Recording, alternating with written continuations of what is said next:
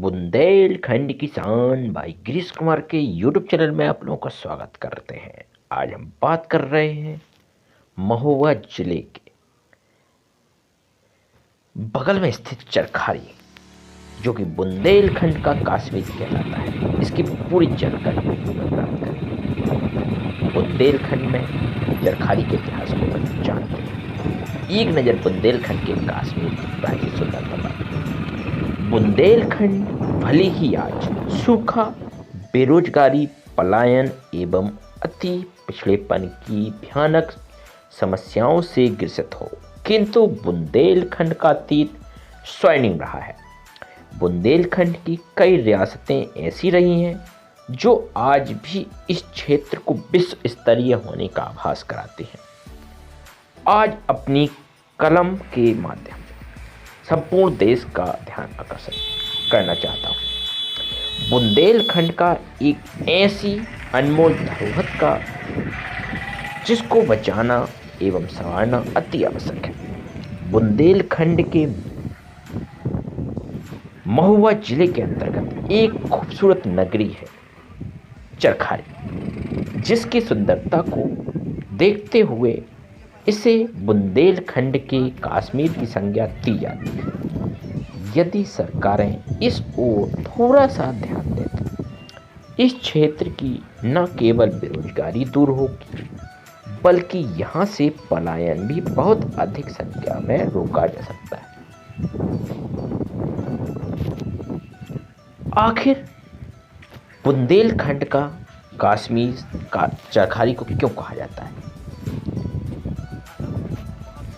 क्योंकि बुंदेलखंड एक अत्यंत वैभव संपन्न राजसी क्षेत्र रहा है। इस बात में कोई दो राय नहीं है। तभी इस क्षेत्र में हजारों साल पुराने किले, महल, तालाब इत्यादि हैं। ऐसा ही एक विशालकाय दुर्ग भी है जो महोबा जिले की चरखारी नगरी में है। इससे सटा हुआ एक राजमहल है। इस राजमहल के चारों तरफ नील कमल के आच्छादित तथा एक दूसरे से आंतरिक रूप से जुड़े विजय सागर, मलखान सागर, वंशी सागर, जय सागर, रतन सागर और कोठी ताल नामक झीलें हैं।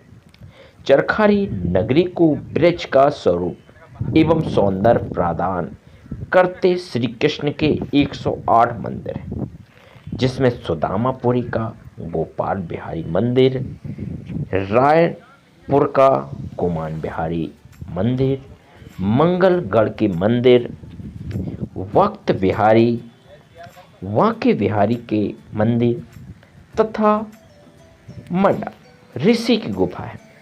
इसके समीप ही बुंदेला राजाओं का आखिर स्थल टोला तालाब है।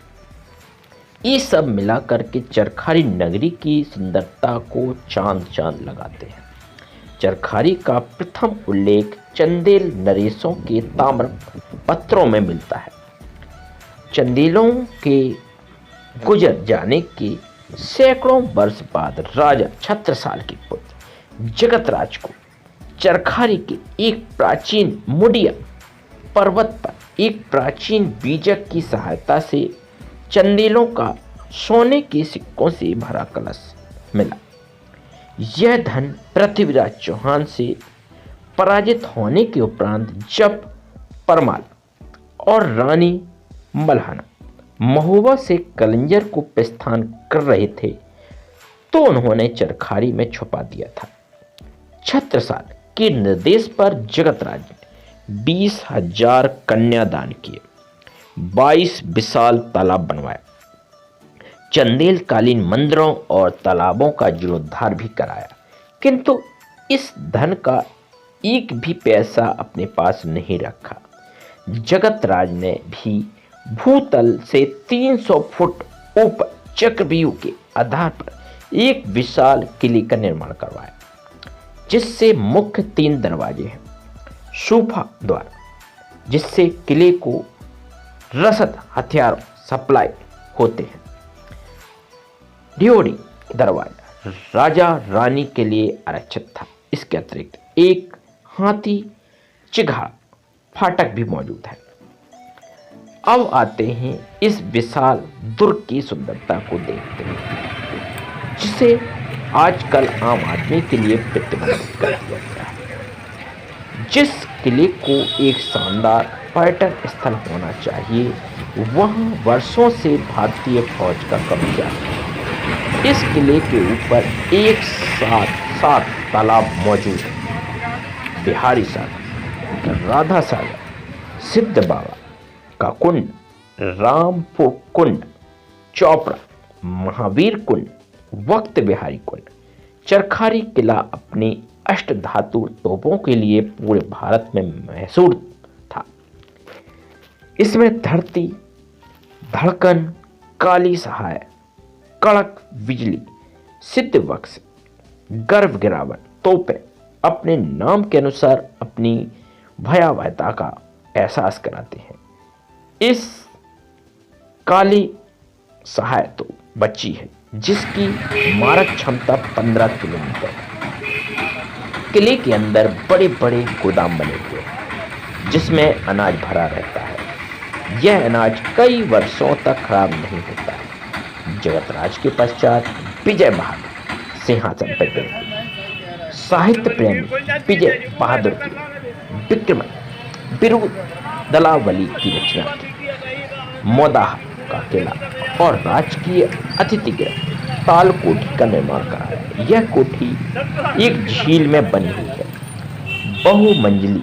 यह कोठी अपनी रचना में नेपाल के किसी राजमहल का आभास देती है। इसकी गणना बुंदेलखंड की सर्वाधिक खूबसूरत इमारतों में की जाती है।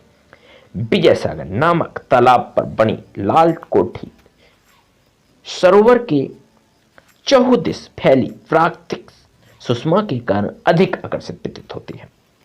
महाराज जय सिंह के काल में नौगांव के सहायक पॉलिटिकल एजेंट मिस्टर थॉमसन को चरखारी का प्रबंधन नियुक्त किया गया था। इसकी सुंदरता देख करके थॉमसन ने इसकी लाल कोठी को सन 1862 ईस्वी से 1866 ईस्वी तक अपना आवास बनाया था।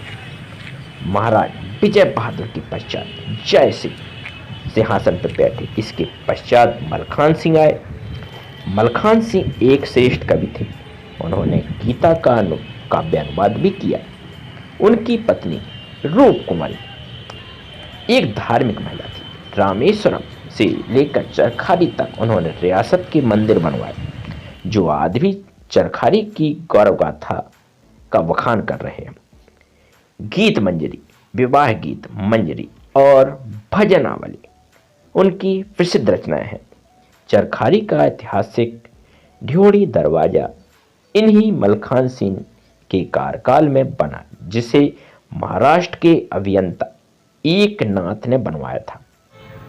महाराज राजमहल और सदर बाजार उन्हीं की देन है। आज भी चरखारी के सदर बाजार की राशि बनावर लोगों को अपनी ओर आकर्षित करती है। किंतु मलखान सिंह की सर्वाधिक प्रसिद्धि उनके द्वारा प्रारंभ किए गए 1883 ईस्वी में गोवर्धन जू मेले में मिली है। यह मेला उस क्षण की स्मृति है जब श्री कृष्ण ने इंद्र से कुपित होकर के गोवर्धन पर्वत धारण किया था। दीपावली के दूसरे दिन अन्नकूट पूजा से प्रारंभ होकर के यह मेला 1 महीना चलता है। यह बुंदेलखंड का सबसे बड़ा मेला है। पंचमी के दिन चरखारी के 108 मंदिरों से देवताओं की प्रतिमाएं गोवर्धन मेला स्थल लाई जाती हैं। इसी दिन संपूर्ण देव समाज ने प्रकट होकर श्री कृष्ण के गोवर्धन पर्वत उतारने की विनती की थी।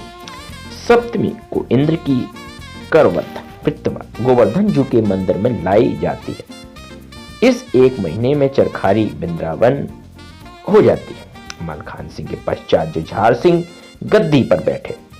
इनके बाद अरिमर्दन सिंह गद्दी पर आसीन हुए। महाराजा अरविंदर सिंह ने नेपाल नरेश की पुत्री से विवाह किया और उनके लिए रावबाग महल का निर्माण कराया, जिसमें चरखारी का राज परिवार आज भी रहता है। अरिमर्दन सिंह के पश्चात जयतेंद्र सिंह शासक हुए।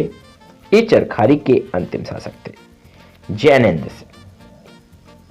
इसके पश्चात रियासत का विलय भारत संघ में हुआ। इस सब का जिक्र आलाउदल एवं बुंदेलखंड के इतिहास नामक पुस्तक में यह मिलता है। इस समय महाराज जयंत सिंह और रानी उर्मिला सिंह रावबाग महल में रहते थे और राजा छत्रसाल की वंश परंपरा चरखारी से इन्हीं से रोशन है। रानी उर्मिला सिंह सदरे रियासत कश्मीर कैनिसिन के खानदान के ताल्लुक रखती हैं और कश्मीर के पुंछ सेक्टर की रहने वाली हैं। आज आवश्यकता इस बात की है कि इस सौंदर्य नगरी की तरफ सैलानियों को आकर्षित किया जाए। यदि इस नगरी को पर्यटन स्थल के रूप में विकसित कर दिया जाए तो करोड़ों रुपए की आमदनी के साथ साथ हजारों लोगों को रोजगार भी मिलेगा। इसके लिए सबसे पहले चरखारी में विशालकाय किले को पर्यटन के लिए खोलना होगा। सेना का जो विशेष कार्य इस किले में हो रहा है उसे कहीं और स्थानांतरित किया जाना चाहिए। कुछ क्षेत्र के चलने दिया जाए ताकि वहां के लोग बाहर से आने वाले पर्यटक ओरछा झांसी के किले की तरह भी यहाँ भी आ सके। तो ये आपको पूरी जानकारी दी गई। इसलिए चरखारी को बुंदेलखंड का कश्मीर भी कहा जाता है। तो वीडियो कैसा लगा आपको कमेंट बॉक्स में जरूर बताएं।